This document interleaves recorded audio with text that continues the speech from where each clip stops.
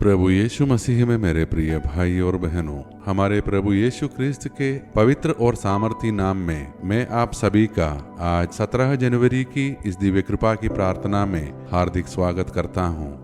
आज हम ऐसे प्रभु के सामने इकट्ठे हुए हैं जो समाज द्वारा ठुकराए गए लोगों को भी अपनाता है, जो पापियों को दूर नहीं भगाता बल्कि उन्हें नया जीवन देता है। आज का हमारा मनन का वचन हमें याद दिलाता है कि यीशु हमें वैसे ही बुलाता है जैसे हम हैं, लेकिन वह हमें वैसे ही छोड़ता नहीं।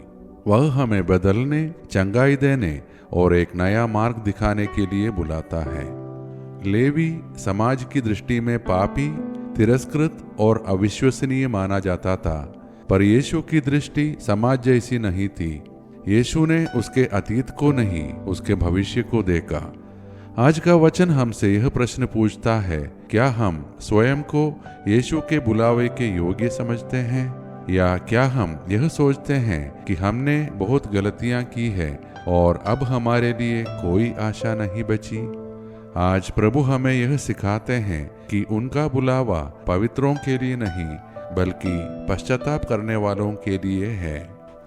मैं उन सभी का हृदय से धन्यवाद करता हूँ जो प्रतिदिन इस दिव्य कृपा की प्रार्थना में जुड़ते हैं, प्रभु की दया को अनुभव करते हैं और इस प्रार्थना को दूसरों तक पहुँचाकर अनेक जीवनों में आशा का कारण बनते हैं।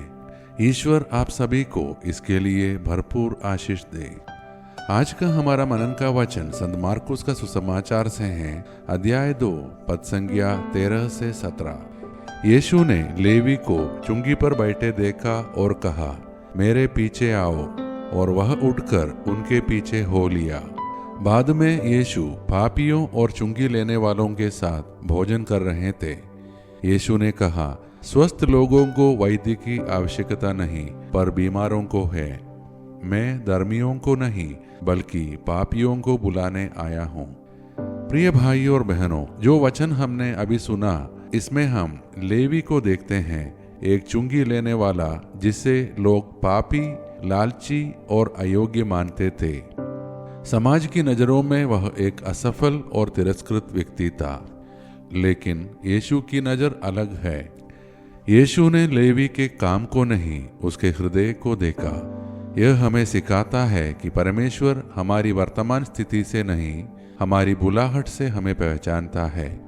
मेरे पीछे आओ, यह 2 शब्द लेवी का पूरा जीवन बदल देते हैं। यह हमें सिखाता है कि यीशु का एक बुलावा हमारे अतीत से बड़ा होता है।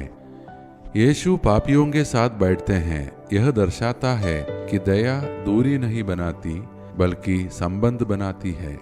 यीशु स्वीकार करते हैं कि हम सब किसी न किसी रूप में बीमार हैं और वही हमारा वैद्य है। तो अब आइए मेरे प्रिय भाई और बहनों, जैसे लेवी ने प्रभु यीशु की बुलाहट को हाँ कहा, हम भी हाँ कहते हुए अपने आप को उसके हाथों में सौंप दें और मिलकर प्रार्थना करें। हे करुणामय और दयालु परमेश्वर, आज हम तेरे सामने अपने अतीत, अपनी कमजोरियां और अपने टूटे हुए हिस्से लेकर आते हैं। हे प्रभु यीशु, हम तुझे धन्यवाद देते हैं कि तू हमें दोषों से नहीं, दया से देखता है। यदि हमारे जीवन में अपराध बोध, लज्जा या आत्म तिरस्कार है, तो हमें अपनी दया से मुक्त कर। हमें यह विश्वास दे कि तू हमें जैसे हम हैं वैसे स्वीकार करता है और फिर हमें नया बनाता है। हम अपने परिवारों को तेरे हाथों में सौंपते हैं। जहाँ टूटन है वहाँ मेल मिलाप दे, जहाँ कठोरता है वहाँ कोमलता दे। हम अपने बच्चों और युवाओं के लिए प्रार्थना करते हैं। उन्हें यह सिखा कि उनकी पहचान दुनिया से नहीं, तू तय करता है। हम बीमारों, मानसिक संघर्ष में रहने वालों और अकेलेपन से जूझ रहे लोगों के लिए प्रार्थना करते हैं। उन्हें यह अनुभव करा कि तू उनके पास बैठता है। हम बेरोजगारों, आर्थिक कठिनाई में रहने वालों और भविष्य से डरने वालों को तेरे सामने रखते हैं। उनके लिए नई शुरुआत के द्वार खोल। हे प्रभु, हमारे देश और विश्व के शासकों, अधिकारियों और नेताओं के लिए हम प्रार्थना करते हैं। उन्हें दया और न्याय का संतुलन दे, ताकि वे लोगों को दबाए नहीं बल्कि उठाए। हम सबको हर प्रकार के पाप, दुर्घटना, अनहोनी और अचानक व असमय मृत्यु से सुरक्षित रख। और प्रभु हमें भी ऐसा हृदय दे जो दूसरों को तिरस्कार नहीं, दया से देखे। ये सारे प्रार्थनाएं और हमारे मन के अन्य प्रार्थनाएं हम समर्पित करते हैं हमारे प्रभु यीशु मसीह के नाम पर। आमीन। प्रिय भाइयों और बहनों, यदि आज की यह प्रार्थना आपको यह एहसास दिलाए कि यीशु आपको भी नाम लेकर बुला रहे हैं, तो कृपया इस प्रार्थना को अपने परिवार व मित्रों के साथ शेयर करें, ताकि वे भी यीशु के इस वचन को सुन सके, मेरे पीछे आओ।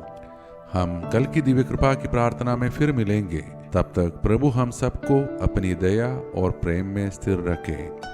आइए अब हम सब मिलकर अंतिम आशीष की प्रार्थना करें। ईश्वर को महिमा, देवदूतों को सम्मान मिले, शैतान को पराजय, पवित्र क्रूस को विजय मिले, विश्व में फैली कलीसिया को प्रतिष्ठा मिले, मृतकों को पुनरुत्थान, पश्चातापियों को स्वीकृति, कैदियों को रिहाई, रोगियों और दुर्बलों को स्वास्थ्य चंगाई, अनाथ तथा विधवाओं को न्याय मिले और विश्व के चारों दिशाओं में क्रिस्त की महती शांति और अनुग्रह की वर्षा हो। हम पर जो कि दुर्बल और पापी है, संपूर्ण विश्व पर उसकी सीमाओं तक हमारे प्रभु यीशु क्रिस्त की अनुकंपा और करुणा उतरे और छाई रहे, अब और अनंत काल तक। आमीन। धन्यवाद के साथ स्तुति गाऊंगा, हे यीशु मेरे खुदा,